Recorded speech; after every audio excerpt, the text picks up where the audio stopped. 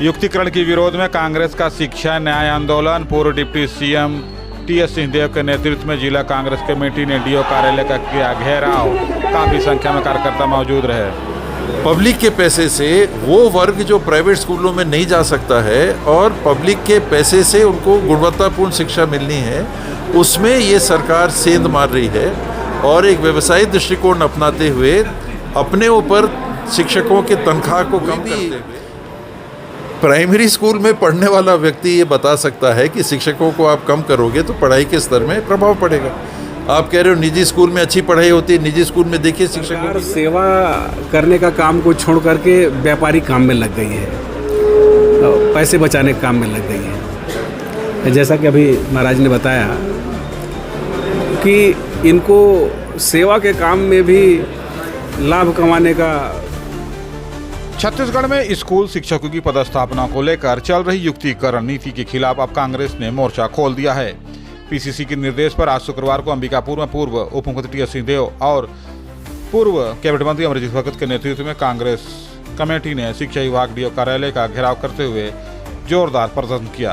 कांग्रेस ने इसे शिक्षा न्याय आंदोलन का नाम दिया है और कहा है कि इस लड़ाई प्रदेश के शिक्षकों और विद्यार्थियों के भविष्य के लिए कांग्रेस लड़ रही है।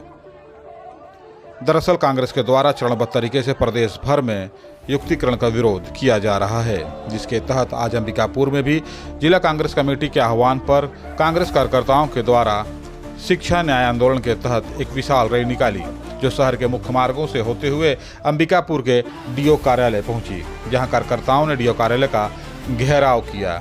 जिसके बाद उग्र कांग्रेसी कार्यकर्ताओं ने जमकर विरोध प्रदर्शन करते हुए नारेबाजी की। इस दौरान आक्रोशित कांग्रेसी कार्यकर्ताओं के द्वारा जिला शिक्षा कार्यालय के अंदर प्रवेश करने का ही प्रयास किया गया, लेकिन पहले से मौजूद पुलिसकर्मियों ने उन्हें रोक दिया। इस बीच आक्रोशित कांग्रेसी कार्यकर्ताओं के द्वारा गेट पर ही चढ़कर प्रदर्शन करने लगे, लेकिन किसी तरह वहां मौजूद पुलिसकर्मी और जिला प्रशासन के अधिकारियों ने उन्हें शांत कराने का प्रयास किया, लेकिन आक्रोशित कार्यकर्ता मानने को तैयार नहीं थे। वे कार्यालय के अंदर प्रवेश करना चाहते थे, लेकिन अंततः जिला शिक्षा अधिकारी कार्यालय का दरवाज़ा खोल दिया गया, जिसके बाद कभी कार्यकर्ता कार्यालय में प्रवेश किए। इसके बावजूद आंदोलन शांत नहीं हुआ। इस दौरान कांग्रेसियों के द्वारा जमकर प्रदर्शन करते हुए कांग्रेस का झंडा लहराया गया। इस बीच जिला शिक्षा अधिकारी कार्यालय के बाहर चले लगभग आधे घंटे इस प्रदर्शन कार्य में काफ़ी गहमा गहमी का माहौल भी देखने को मिला। अंततः जिला शिक्षा अधिकारी कार्यालय के अंदर जिला प्रशासन के अधिकारियों ने कांग्रेस के 5 सदस्यों को ज्ञापन लेकर प्रवेश करने दिया, जिसमें बालकृष्ण पाठक, पूर्व कैबिनेट मंत्री अमरजीत भगत सहित अन्य कार्यकर्ता थे। सभी अंदर गए और राज्यपाल के नाम एक ज्ञापन जिला शिक्षा अधिकारी को सौंपते हुए उनसे युक्तिकरण को तत्काल निरस्त करने की मांग की गई। इस दौरान लगभग 15 मिनट तक जिला शिक्षा अधिकारी से कांग्रेस कार्यकर्ताओं के द्वारा चर्चा भी किया गया इस पूरे मामले को लेकर। अंततः इस पूरे मामले को लेकर पूर्व डिप्टी सीएम टी.एस. सिंहदेव ने मीडिया से क्या कुछ कहा, आप युक्तिकरण के नाम पे जो प्राथमिक शाला में 1+2 का सेटअप था और माध्यमिक शाला में 1+4 का सेटअप था, इसको 1+2 की जगह 1+1 करना और 1+4 की जगह 1+3 करना, ये लागू होने पे लगभग 40,000 शिक्षक निकाल दिए जाएंगे। उनकी नौकरी अपने जगह है, लेकिन शिक्षा की गुणवत्ता पे पूर्णतः विपरीत प्रभाव पड़ेगा और इस बात को ध्यान में रखते हुए ये घेराव का कार्यक्रम आज प्रदेश कांग्रेस कमेटी के निर्देशानुसार जिला कांग्रेस कमेटी ने आयोजित किया। किस तरह का नुकसान हो रहा है बाबा, इससे कारण क्या है? इसमें आप देखें कि माध्यमिक शाला में उदाहरण के लिए 5 विषय हैं जिनको पढ़ाया जाना है। 5 विषय पढ़ाने के लिए एक हेडमास्टर और 4 शिक्षक होते थे, तो 5 शिक्षक 5 विषय पढ़ा सकते थे। अब वो 5 विषय पढ़ाने के लिए आप 4 शिक्षक रख रहे हैं। अगर हेडमास्टर को आपने शिक्षक मान लिया तो उनके अन्य कार्य रहते हैं, वो शाला के बाहर आधा समय उनका चला जाता है, तो अब 3.5 शिक्षक 5 विषय पढ़ाएंगे, ये संभव ही नहीं है। प्राइमरी स्कूल में 5 कक्षाएं हैं, 18 विषय पढ़ाए जाने हैं।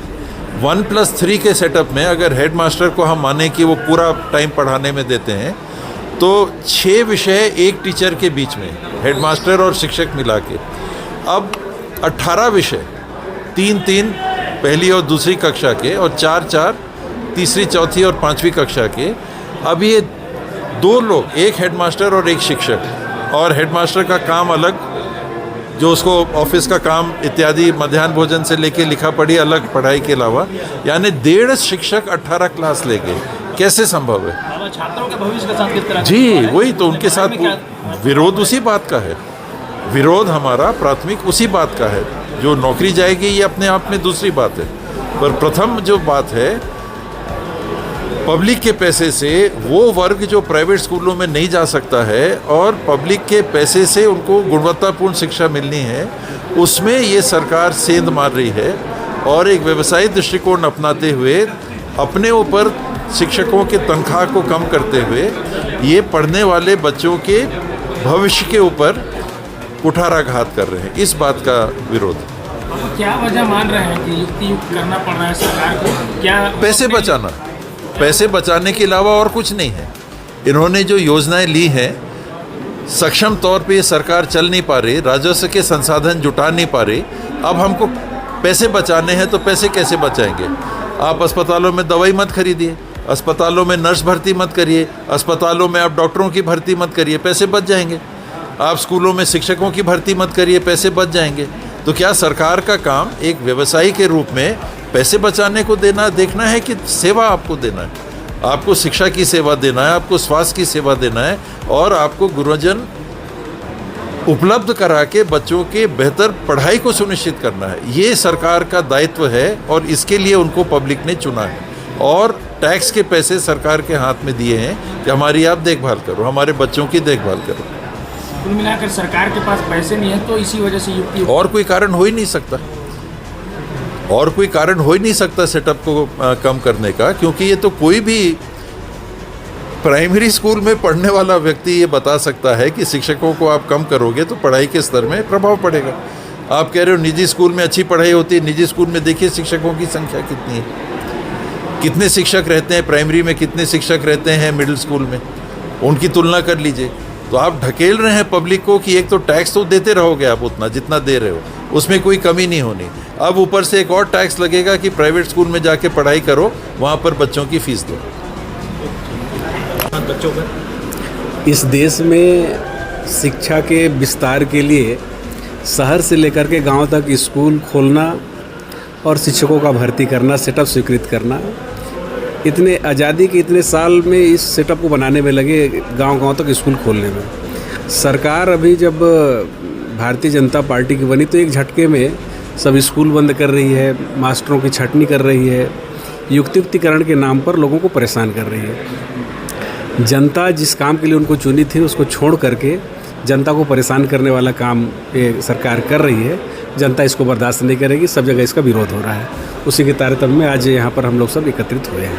आपको लगता है कि सरकार के पास पैसे नहीं है? जो नए भाजपा ने नया जो अपनाया है, जैसे महतारी बंधन और कई योजनाएं हैं, उसको सरकार सेवा करने का काम को छोड़ करके व्यापारी काम में लग गई है, पैसे बचाने के काम में लग गई है। जैसा कि अभी महाराज ने बताया कि इनको सेवा के काम में भी लाभ कमाने का सूझ रहा है, पैसा बचाने का सूझ रहा है। सेवा में आप कहाँ से उस काम को बंद करेंगे? आप स्वास्थ्य का काम करना ही है, शिक्षा का काम करना ही है, इसमें कटौती करेंगे तो समाज का भला कैसे होगा?